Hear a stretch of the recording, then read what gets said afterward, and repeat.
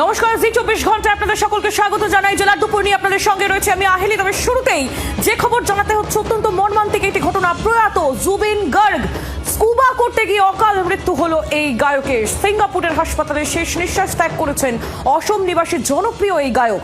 বয়স হয়েছিল 52 বছর।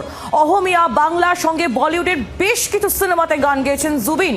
গ্যাংস্টার ছবির ইয়া আলী গান গেয়ে গোটা দেশের নজর কেড়ে নিয়েছিলেন এই গায়ক। তারপর একের পর এক ব্লকবাস্টার গান।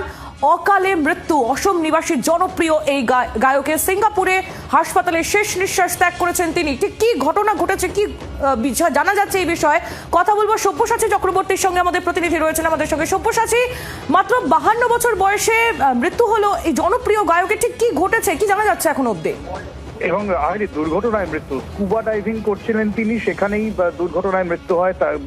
তিনি আচমকাই অজ্ঞান হয়ে পড়েন এবং তাকে স্থানীয় একটি হাসপাতালে নিয়ে যাওয়া হয় অজ্ঞান অবস্থায়।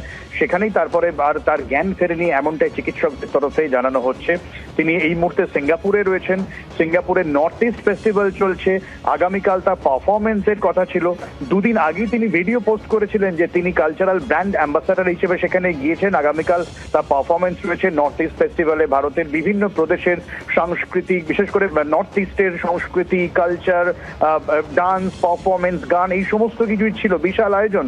সেখানে তিনি ব্র্যান্ড অ্যাম্বাসাডার হিসেবে গিয়েছিলেন। কাল তার পারফরমেন্স ছিল। তার আগে আজকে বিভিন্ন জায়গায় তিনি ঘুরছিলেন। স্কুবা ডাইভিং এর বিষয় ছিল, সেখানেই তিনি অজ্ঞান হয়ে পড়েন এবং তারপরে তাকে নিয়ে আসা হয়। ঠিক কি কারণে মৃত্যু, গোটা বিষয়টাই এখন ময়নাতদন্তের পরেই জানা যাবে। এখনো পর্যন্ত পুলিশের তরফে কিছু জানা যায়নি, কিন্তু তার ঘনিষ্ঠ মূল সূত্রে জানা গেছে যে তার মৃত্যু হয়েছে বলে জানা গেছে।